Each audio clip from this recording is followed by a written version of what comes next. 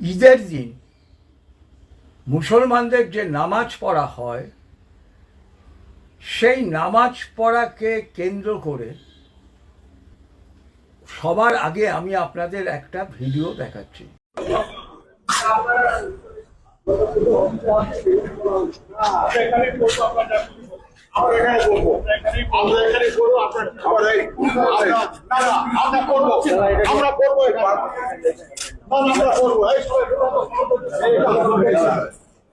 কোনো কথা শুনবো না স্যার, আমরা কোনো কথা শুনবো না।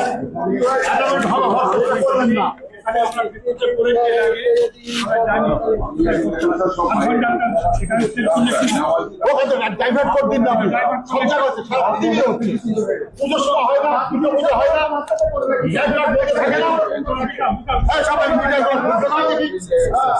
দুর্গা পুজো 1 বছর বন্ধ, 1 মাস বন্ধ থাকে, আমাদের 10 মিনিট বন্ধ করতে পারেন না? এত কেন? আপনি পুজো আপনি দেখুন তো, আপনি দেখুন আমরা এখানে কোনো কথা শুনবো না, আমরা শুনবো না, এখানে করবো আমরা। একবার করে পুজো রাস্তা বন্ধ করে পুজো হবে, আমরা 10-8 ঘন্টা কাজ করতে পারবো না, হয় নাকি? কোনো কথা শুনবো না। ব্যবস্থা হবে কি করে?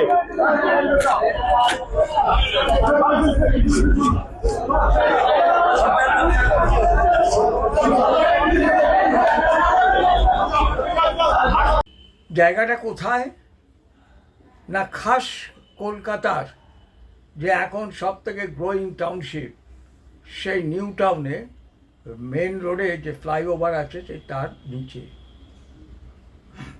কি দেখছেন, পুলিশ বলছে না এখানে করা যাবে না, এই জায়গায় করা যাবে না, প্রকাশ্য রাস্তায় এত বিজি যে রোড সেখানে করা যাবে না। কিন্তু ওরা বলছে কি আমরা করব।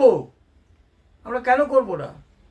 হিন্দুরা যদি পুজোর সময় রাস্তা আটকে পুজো করতে পারে তাহলে আমরা কেন করব না?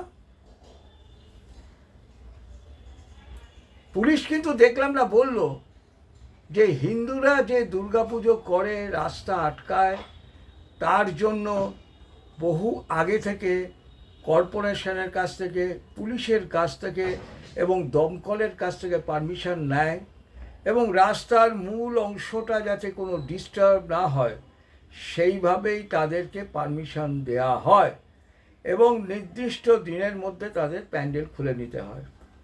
এইটা হচ্ছে চিরাচরিত রীতি। ইসলামের রীতি অনুযায়ী, মানে ইসলামের হেডকোয়ার্টার তো খ্রিস্টানদের হেডকোয়ার্টার যেরকম রোম, মুসলমানদের হেডকোয়ার্টার তো সৌদি আরব। সেই সৌদি আরবে যে ওয়াহাবি যে মুসলিম সমাজ, মানে শুদ্ধ ইসলাম যেখানে হয়, সেখানকার নিয়ম হচ্ছে মসজিদের বাইরে কোথাও নামাজ আদা করা যাবে না। কেন?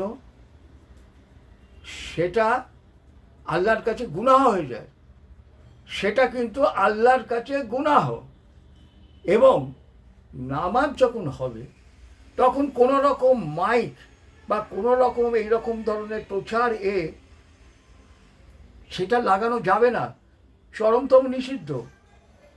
তার কারণ আল্লাহকে আমি মসজিদ থেকে ডাকছি আমার উত্তরণের জন্য, তাদের বিশ্বাস অনুযায়ী।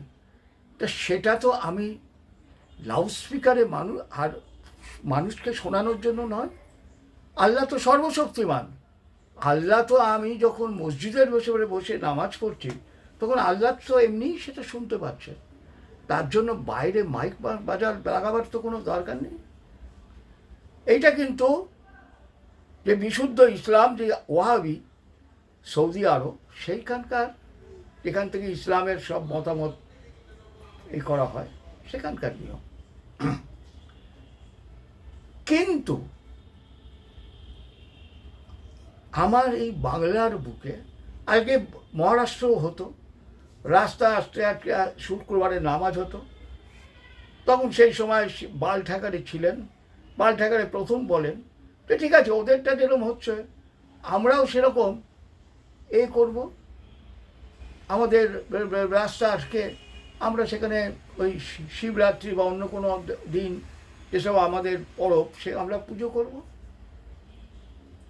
মহারাষ্ট্রের সরকার তখন দেখলো মহা বিপত্ত, কারণ এরাও কম যায় না, তাই মারাঠিরাও কম যায় না, তারা তো এখনো বাঙালি হয়ে যায়নি, যেহেতু তারা এখনো মারাঠি আছে তারা বাঙালি হয়ে যায়নি, তাই এটা করলে তো একটা বিরাট হবে, তাই রাস্তায় নামাজ পড়াটা বন্ধ হলো। কিন্তু আমরা বাঙালিরা যেহেতু এখনো সেই সহনীয় মানে চরমতম সহনীয়, তাতে যদি আমার ধর আর মাথা আলাদা হয়ে যায় তাও আমি সহনীয়ই থাকব।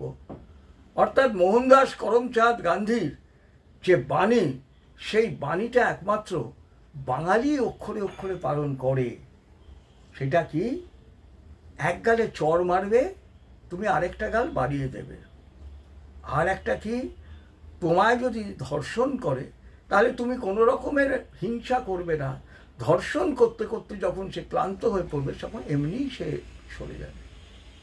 এই যে মহাত্মা গান্ধীর যে অমোঘ বাণী, বাঙালি সমাজ কিন্তু এটা খুব অমোঘ মানে খুব সুন্দরভাবে সেটাকে পালন করে। তাই কি দেখি আমরা, সেই যে রাস্তায় আটকে বিভিন্ন জায়গায় নামাজ পড়ে, রেড রোডে যেরকম ঈদের সময় ঈদের দিন নামাজ পড়া হয়, সেখানে আমাদের মুখ্যমন্ত্রী যান, মুসলিম রীতিনীতি মেনে সেখানে উপস্থিত হন, কিন্তু উনি কিন্তু এই 1 মাস ধরে ওই যে রোজা করেন না, সেখানে গিয়ে উনি ওই ওদের মতো করে এরম করে নামাজ পড়েন। আর কি করেন? একটা রাজনৈতিক বক্তব্য রাখেন। সেই রাজনৈতিক বক্তব্যটা কি না, একমাত্র আমাদেরই ভোট দাও, আমাদের যদি ভোট না দাও তাহলে কিন্তু তোমরা এদেশে থাকতে পারবে না, কারণ এই দেশটা হচ্ছে হিন্দুরা সংখ্যাগরিষ্ঠ, তারা তোমাদের এখানে থাকতে দেবে না। এই একমাত্র বাংলাতেই মুসলমানরা আছে, যেহেতু আমি আছি, ভারতবর্ষের আর কোথাও মুসলমান নেই। আর নরেন্দ্র মোদী হচ্ছে এমনই একটি মানে শয়তান লোক, তার কারণ হচ্ছে সে নিজে একজন অনুপ্রবেশকারী, সে বাইরে থেকে সে ঢুকেছে, আর সে কেটে কেটে বেছে বেছে মুসলমানদের নাম বাদ দিচ্ছে। এটা হচ্ছে আমাদের বাংলার বুকে মুসলমানদের এইভাবে বোঝানো হচ্ছে। তাই তারা এই বলে বলিয়ান হয়ে তারা রাস্তার উপরে নামাজ পড়ছে, ওই নিউ টাউনের ওই জায়গায় যেখানে পুলিশ বলছে যে করা যাবে না, তারা বলছে আমরা করবই। পুলিশ তখন মিউ মিউ করছে। কেন? সর্বোচ্চ প্রশাসন যেখানে তাদের বলছে যে তোমরা হচ্ছে এখানকার লোক আর নরেন্দ্র মোদী হচ্ছে বহিরাগত, কাজে তাদের অধিকার আছে। বলেনি ভাগ্যিস যে সব হিন্দুরা হচ্ছে বহিরাগত, কারণ ভোটের টাইম তো সেটা বলবে। 2026 যদি জিতে আসেন মাননীয় মুখ্যমন্ত্রী মমতা ব্যানার্জি, তাহলে উনি 2026 পরে ওইটা বলবেন। এটা 2026 পর্যন্ত, এটা ভোট পর্যন্ত উনি এটা বলবেন না। তো বলেননি যে সব হিন্দু বা বাঙালিরাই হচ্ছে এমনি বহিরাগত, গুটখাখোর, অমুক তমুক এইসব তো আছেই, যে বাঙালি অফিসারদের সব পাল্টে দেওয়া হচ্ছে, সব অবাঙালি অফিসারদের আনা হচ্ছে, অন্যভাবে যা হবে বলছে। তো এই হচ্ছে এই মুহূর্তে বাংলার পরিস্থিতি, বাংলার মুখ্যমন্ত্রী। হ্যাঁ, একটা জিনিস আমি বলবো, উনি মনে করেন যে এই বাংলাটা পশ্চিমবঙ্গ, যেটা উনি জয় বাংলা বলেন, সেই পশ্চিমবঙ্গটা ভারতের অংশ নয়, এটা হচ্ছে পশ্চিম বাংলাদেশ। সেই কারণে উনি বলেছেন যে মোদি হলো বহিরাগত। সেই দিক দিয়ে যদি উনি বলেন সেটা অবশ্য ঠিকই, ওনার কনসেপ্ট অনুযায়ী, ওনার স্বপ্নে, ওনার শয়নে স্বপনে যেটা ঘোরে, যেটা হচ্ছে পশ্চিম বাংলাদেশ, এবং আগামী দিনে তিনি অবিভক্ত যে বাংলা, সেই বাংলার মুখ্যমন্ত্রী হবে। যেমনভাবে এক সময় স্বাধীনতার সময় শরৎ বোসকে, সুভাষচন্দ্র বসুর দাদা শরৎ বোসকে টোপ দেওয়া হয়েছিল যে তুমি অবিভক্ত বাংলার রাষ্ট্রপতি হবে। ঠিক যেমনভাবে জিন্না ওই মণ্ডল,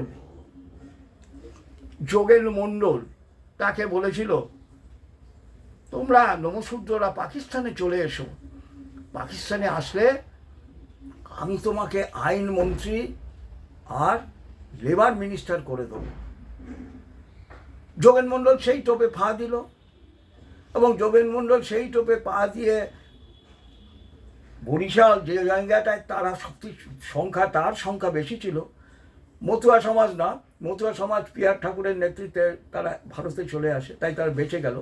তিনি ওই নমশূদ্র সমাজকে বরিশালে তিনি বললেন না, আমরা হিন্দু নই, আমরা আলাদা, আমরা পাকিস্তানের সঙ্গে থাকব।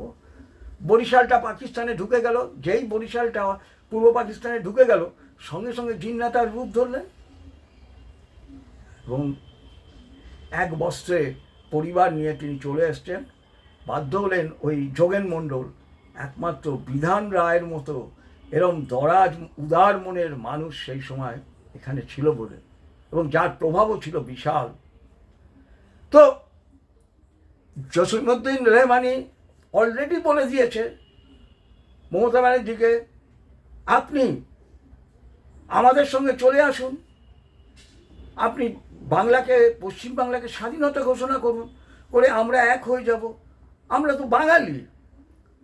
তো বাঙালি, আমাদের মধ্যে তো কোনো বিভাজন নেই।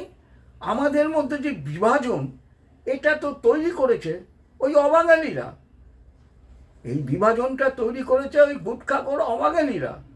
তাহলে আমরা আসুন, যেরকম যোগেন মণ্ডল গেছিলেন, আপনি শরৎ বোস চেষ্টা করেছিলেন কিন্তু পারলেন না, যেহেতু শ্যামাপ্রসাদ মুখার্জির নেতৃত্বে সেই হলো, পশ্চিমবাংলাটা আলাদা হলো, হিন্দুদের, এই বাঙালিদের জন্য, হিন্দুদের জন্য আলাদা হোমল্যান্ড। তো মমতা ব্যানার্জিকেও সেই তোপ দেয়া হচ্ছে। হয়তো 2026-এর পরে হয়তো সেই দিকে যেতেও পারে, জানি না। তাই উনি নরেন্দ্র মোদীকে বলছেন বহিরাগত, এবং এখানে এসে এসআইআরের নামে মুসলমানের নাম কেটে দিচ্ছে। হ্যাঁ, মুসলমানের নাম এসআইআরে বেশি কাটা যাচ্ছে। কেন যাচ্ছে? তার কারণ হচ্ছে যে দেশ যখন স্বাধীনতা পেয়েছিল মাত্র 13% মুসলমান ছিল। সেই মুসলমানই গিয়ে এখন 30 না 40 কোথায় গিয়ে দাঁড়িয়েছে, কি করে হলো? তা একটা মানে বৈজ্ঞানিক অনুযায়ী, চিকিৎসা শাস্ত্র অনুযায়ী একটা মানুষের তো বছরে 2-3টে বাচ্চা হয় না। কাজেই ধরে নিই যদি বছরে একটা বাচ্চাও হয়, তাহলে এই 67 সালের পর থেকে এত মানুষ বাড়তে পারে না। তাহলে এটা বাড়লো কোথায়, কি করে? না, তার কারণ হচ্ছে ওই সিপিএমের আমলে জ্যোতি বসু আর এখনকার আমলে মমতা ব্যানার্জি লক্ষ লক্ষ বাংলাদেশিকে, বাংলাদেশি অনুপ্রবেশকারী মানে মনে রাখবেন, বাংলাদেশি অনুপ্রবেশকারী মানে বাংলাদেশি মুসলমান, এই কথাটা সবসময় মনে রাখবেন। এই বাংলাদেশিদের এখানে অনুপ্রবেশ ঘটালেন, তাদের ভোটার লিস্টে নাম তুলেলেন। এই তো বসিরহাটের ওই রাখি বিশ্বাস না কি নাম ওই মহিলার, রত্না বিশ্বাস, তিনি তো ওপেনলি মিটিংয়ে দাঁড়িয়ে বলছেন যারা ওপার থেকে বাংলাদেশ থেকে এসছেন তারা এখানে আপনাদের এই ভোটের আগে নাম তুলে নেবেন, এবং জাকিরদা ভালো লিঙ্কটা করতে পারে, এবং জাকিরদা লিঙ্ক করে দিয়েছে। হাজার হাজার লোকের হয়েছে। মালদার ওই রতুয়া, অন্যান্য সব অঞ্চলে এরকম জাকিরদার মতো অনেক এরকম ওস্তাদ লোক আছে, তারা রাতের বেলায় লাইন দিয়ে তারা মেম্বার করিয়েছে, এই ভারতের নাগরিক করিয়েছে। কিন্তু এসআইআরে তো সেগুলো ধরা পড়ছে, তারা তো বাদ যাবেই দিদি, তারা তো বাদ যাবেই, তাদের কি করে রাখা যাবে? তা সেই জন্য আপনি বলছেন বহিরাগত নরেন্দ্র মোদী এখানে এসে এসআইআরের সমস্ত নামগুলো আপনাদের বাদ দিয়ে দিচ্ছে। কোথায় বলছে? নামাজের। কাজেই ইসলাম অনুযায়ী, ওয়াহাবি যে শুদ্ধ যে ইসলাম অনুযায়ী, তাহলে সেই যে নামাজের অনুষ্ঠানটা 1 মাস নামাজ পড়ার পরে, 1 মাস রোজা করার পরে যে মুসলমানরা যে ঈদের নামাজ পড়ছে আল্লাহর উদ্দেশ্যে, তাদের মুক্তি বা তাদের উন্নয়নের জন্য, তাহলে সেই জায়গাটা নাপাক হয়ে গেল। সেই জায়গাটা চিন্তা করবেন, সেই জায়গাটা কিন্তু মুসলমান সমাজ চিন্তা করলেন। মমতা ব্যানার্জি কিন্তু সেখানে গিয়ে আপনাদের ওই নামাজ আদা করা, 1 মাসের যে আপনাদের আল্লাহর উদ্দেশ্যে যে আপনাদের এই শ্রম, সেটাকে উনি গিয়ে খতম করে এলেন। এই জিনিসটা কিন্তু মনে রাখবেন। উনি যদি আল্লাহর উদ্দেশ্যে বা মোহাম্মদকে উদ্দেশ্যে যদি ওনার যে অশেষ পাণ্ডিত্য যেটা ওনার আছে, সেই অশেষ পাণ্ডিত্যের দ্বারা যদি তাদেরকে আলোকিত করতেন, তবু আমি তার মানে বুঝতাম। সেখানে তিনি গিয়ে কী করলেন, পলিটিক্যাল বক্তব্য রাখলেন এবং নামাজ যে আদা সেইটাকে পুরো নাপাক করে দিলেন। তো সেই জন্য ওই ব্রিজের তলায় পড়া হবে, নামাজ পড়া হবে। মুসলমান ছেলেরা বাইকে করে যখন যাবে তারা মাথায় হেলমেট পরবে না। আমার চোখের সামনে আমি বহু জায়গায় দেখেছি পুলিশ যার মাথায় টুপি পরা আছে, মুসলমান টুপি পরা আছে, তাকে ছেড়ে দিচ্ছে, আর যে ছেলেটা পড়া নেই তাকে ধরে তাকে ফাইন করছে। এগুলো আমি চোখের সামনে বহু জায়গায় দেখেছি এবং অনেকবার বলেছি। তো এইরকম একটা পরিস্থিতি হচ্ছে এই পশ্চিমবঙ্গ বা পশ্চিম বাংলাদেশে। এইবারে আমি হিন্দু সমাজকে বলছি, বাঙালি সমাজকে বলছি, যারা মনে করে রক্তের রং লাল আর একই বৃন্তে দুটি কুসুম, তাদের বলছি এবার এই বস্তা পচাগুলো বাদ দিয়ে কমিউনিস্টদের, ওই পাকিস্তানের 5 আটা কুকুর কমিউনিস্টদের দ্বারা বিভ্রান্ত না হয়ে 26-এর ভোটে আপনারা একটা সিদ্ধান্ত নিন। সেই সিদ্ধান্তটা কি, এদেশ ছিল হিন্দুর দেশ, হিন্দুরা ছিল রাজা, আর ওরা সব বাইরে থেকে এসে তাকে করলো প্রজা। আমরা সেটা উল্টে দেবো, পাল্টে দেবো। এই জিনিস থাকবে না। জয় মা কালী, জয় বঙ্গ, জয় শশাঙ্ক।